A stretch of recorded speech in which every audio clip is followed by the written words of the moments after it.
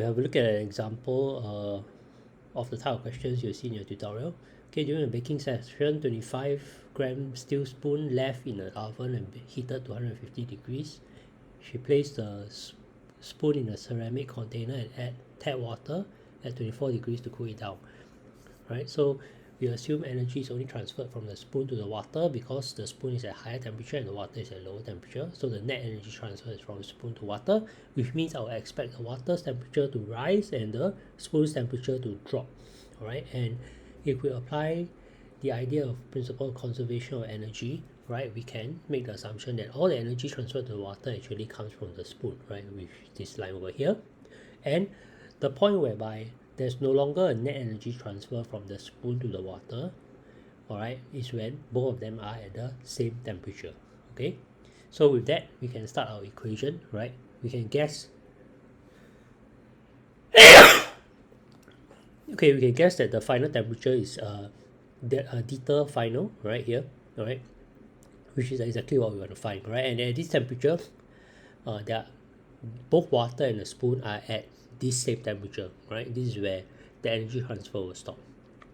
Right, so MC delta theta, right? This is the Q, energy transfer to the water, right? Must come from MC delta theta. This is the Q that is lost from the spoon, right? So we just substitute the values inside. For delta theta is actually a change in temperature, right? So for the water, it will just be higher temperature minus the starting temperature. Okay, for the spoon, it will be the 150 degrees minus the final temperature, right? Because I expect delta F to be lower than 150 and delta F to be higher than 24, right?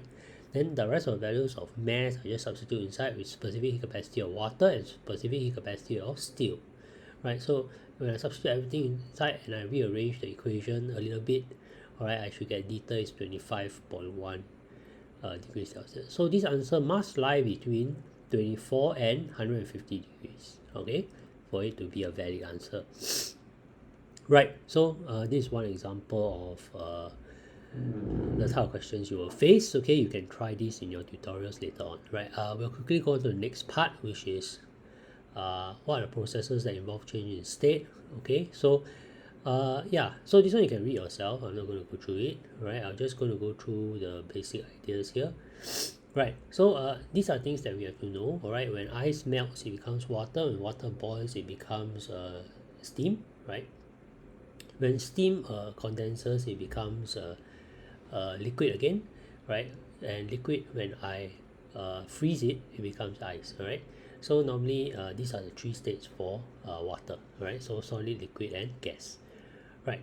So these are the corresponding names associated with what we have discussed. Okay, I'm not going to go through it, right? You can just read, right? Again, this part you can read yourself, not so worrying, right? I'll just try and go through the more important parts. Right, so boiling and evaporation, what's the difference between them? That's a key idea that you have to learn in this chapter.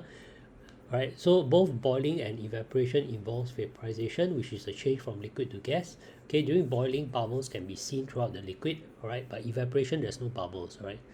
The boiling point remains constant during assuming there's no change in atmospheric pressure. Alright, so at standard atmospheric pressure, water's boiling point is around 100 degrees Celsius. But as you have read earlier, the textbook on page 174, right, the pressure difference does make a difference to the boiling point. Right, why that is so, we'll discuss a little bit later. Right, evaporation only takes place at the surface of liquid exposed to the air. Right, so if you can look at this beaker of water here, right, assuming that this is clearly not at 100 degrees Celsius, alright, then it's not boiling, right? So however, even though it's not boiling, right, the water molecules can still become go from a liquid state to a gaseous state, alright, and this happens when the faster moving molecules inside here, remember that in general the average speed of these molecules over here is exemplified by its temperature. Alright, so if I have a higher temperature of the liquid, then the average speed of the molecules inside here is higher, which means that generally the molecules are moving faster. Alright, if the molecules are moving faster and there's a threshold in which they can exit a liquid state into a gaseous state, right, then generally as temperature is higher, right, the likelihood of having a molecule that hits the surface and is able to escape is higher. Right, so I'll give you an example. So let's say for a molecule to escape the liquid, it requires 10 joules of energy. All right, and the average energy of the liquid molecules inside here is 5 joules. All right, if average energy of the liquid here is 5 joules, it doesn't mean everybody's at 5 joules. There could be some liquid molecules at 10 joules or 11 joules, but very few of them will be at 10 joules or 11 joules, right? Mostly will be around 5 joules, so maybe 5, 6, 7 joules, right? And maybe there are very few that are at 1 joule and 2 joule. Anything below 10 joules cannot escape, right? So the very few molecules that have energy at 10 joules or above, which is the threshold for escaping the liquid, when it hits the surface of the liquid, you escape and become a gas. When this happens, right, the average speed of whatever remaining molecules that are left actually drops, right? So when that happens, the average kinetic energy of the remaining molecules drop, the temperature accordingly drops as well, because remember the statement we made earlier that actually the temperature is proportional to the average kinetic energy of the molecules, right, or particles. Okay, so this is why evaporation is accompanied by a cooling effect, right? The average kinetic energy of molecules must drop because the faster moving molecules escape to become a gas, right? So the leftover stuff become temperature wise lower in temperature. Okay, so that's the idea behind evaporation. Right, so there are differences between evaporation and boiling. Right, boiling requires a heat source because you're at 100 degrees. You have to keep on pumping energy inside for the water to boil. Right, evaporation does not require a source of energy. Right, it happens throughout the liquid. For boiling, evaporation only takes place at the liquid surface. Right, rate of vaporization is faster for boiling versus evaporation because of the heat source generally.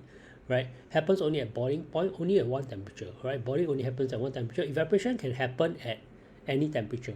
Right, just that at lower temperatures, evaporation is going to be slower. Right, at higher temperatures, evaporation will be faster. Okay, temperature of the liquid remains constant. Temperature of the liquid tends to drop. Right, so these are things you need to know. These are the factors that that affect the rate of evaporation. It's not very difficult, so I'll allow you to read through this yourself. Right, again, the rest I think not very difficult as well. So with that, I'll end this part of the topic.